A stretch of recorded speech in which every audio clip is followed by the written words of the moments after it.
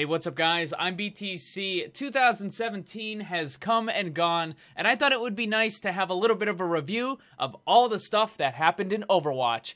So I'm going to break it down into two parts. We're going to have the top 5 best, and then the top 5 worst. So we're going to start it out with the top 5 best of Overwatch in 2017.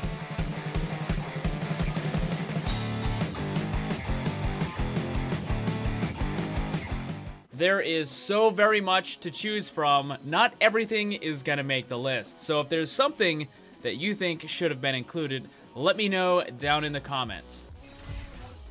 Starting out at number 5 is the Reinhardt story animation, Honor and Glory. Now in the past, there have been some pretty good animations, like Hanzo and Genji's Dragon, for example, was a pretty good one. Soldier 76 and Tracer, their animations were kind of lacking a little bit. But then you have other ones like the Bastion one, which was also incredibly good. But the Reinhardt animation seems to stick out as one of, if not the best, that they've made so far. It tells the story of how Reinhardt went from being young, brash, and arrogant to the leader and protector that he is now. We also got some insight into his master, Baldric, and what exactly happened in Eichenwald Castle, and how his armor got to be on that throne. We also got to see what appears to be the very first battlefield use of the OR-14s, and how exactly Reinhardt lost his eye. And of course, we also got Baldric dual-wielding the hammers in one of the coolest fight scenes in any of the animations. Number 4 is the new map, Junkertown. We only get a couple of new maps every year, so they have to be pretty significant. Sometimes they're really good, sometimes they're not so good, and we'll get to that a little bit later on. But Junkertown is definitely on the very good end of the spectrum, although admittedly it does have some flaws with the whole Bastion pirate ship deal that's currently going on. Other than that though, the map is very well done. It seems to be quite well balanced, and it has some pretty interesting stuff that you just can't find in other maps. With 3 completely different phases, the map is pretty unique. The first part is totally wide open, the second part is much more narrow, and then the third part has some moving devices and platforms, as well as a really interesting flanking route that both the attackers and the defenders are able to make use of. The map also introduced us to a new character known as the Junker Queen. And while this may be a playable hero at some point in the future, for right now, the Junker Queen remains just a disembodied voice. And coming in at number 3 is the addition of the custom server browser. This new part of the game allowed players to create pretty much anything they wanted in terms of a game mode. They could change the stats of any hero, enable or disable any ability that they wanted, increase cooldowns, increase health, lower damage, speed up the payload, slow down the capture rate, almost anything they want, with new mechanics being added all the time. Because of this, players have been able to create a wide variety of different game modes, from hide and seek to boss battles to parodies of One Punch Man and Attack on Titan. They have a World of Tanks where you just use a Bastion who is constantly in his ultimate form. I mean, there are a ton of different varieties of custom game modes, and if you don't like any of the ones that are there, you can just go ahead and make your own. The possibilities are almost endless. And with this, it's not just for having fun either. People use it to practice and to train as well. They can limit it so that it's headshots only, and then you can use it as kind of like a training practice before you actually go into a competitive match. And because it's all player driven, there's constantly new stuff that's coming out all the time. Next up at number 2 is the Uprising Event. There are a bunch of events that happen all throughout the year, but the Uprising Event definitely stands out as one of, if not the best event that Overwatch has ever had.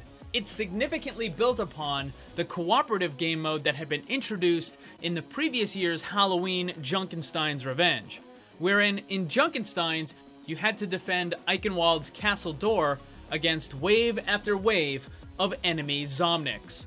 But in Uprising, it was changed to where you actually had to move throughout the map. In this case, it was King's Row during the Omnic Crisis. There was two different versions of it. The standard one, where you had to use the Overwatch team, and then the kind of free-for-all, where you could pick any character in the game. Now, the level of difficulty went from pretty easy to unbelievably difficult, with the hardest version being an extreme challenge to even the best of Overwatch players. Most of Overwatch's story is told through animations, comics, and other materials. But this was the first time that the game itself actually told us what some of the story and some of the history of Overwatch was. In addition to that, we got some of the coolest skins that have ever been added to the game, namely Blackwatch Genji, Blackwatch McCree, Null Sector Bastion, and Null Sector Orisa. And it doesn't seem to stop there either, because while Blizzard has said that they will be bringing back the Uprising event in its old form, they have hinted that a new version or more story elements will be added for next year. Before we get to number one, I want to do a quick honorable mention, and this is going to be for Reinhardt Animation. While I do think it was good, I don't think it was quite on the same level as Dragons, The Last Bastion, or Honor and Glory. So it was definitely good, it just didn't quite make the cut. And coming in at number one, Overwatch's best of 2017 is the new character, Moira. Now, anytime Blizzard has introduced a new character, there is usually quite a bit of problems with it. Either the character is really buggy, or maybe it's significantly underpowered. But with Moira, the character seems to be quite well balanced. Although it does have some bugs, and also it received an unnecessary barrier nerf for no apparent reason, but other than that, the character is still pretty solid. Moira gave us a really interesting way of healing our teammates, as well as being a support character that's actually able to take care of itself in many fights, and doesn't need to be babysit as much as all of the other support characters do. Moira also added some anti-dive mechanics to the game, which have been desperately needed. Moira also introduced one of, if not the absolute best trick in the game, which is going to be the Fade boost. Normally, the Fade ability simply helps you evade damage or move from one location to another very quickly, but when combined with certain jumps, it allows Moira to get up onto locations where otherwise she wouldn't be able to. When properly mastered, the Fade boost is incredibly strong and grants the player an unbelievable amount of mobility. So there's my list, guys. Is there something that you think should have been added to this list? Let me know down in the comments. Also, this was just my best of Overwatch 2017. Later on, I'm going to release a worst of Overwatch in 2017. So make sure you subscribe and hit that bell so you don't miss it. Also, don't forget to check out my Discord server. Follow me on Twitter and Instagram. All that stuff, the links are down below. Thanks for watching. Remember, always blame the controller, because it's never your fault. Also, special thanks to all my Patreon supporters for helping to make this all possible. If you'd like to see what kind of cool rewards you can get for supporting the channel, check the links on screen and down below.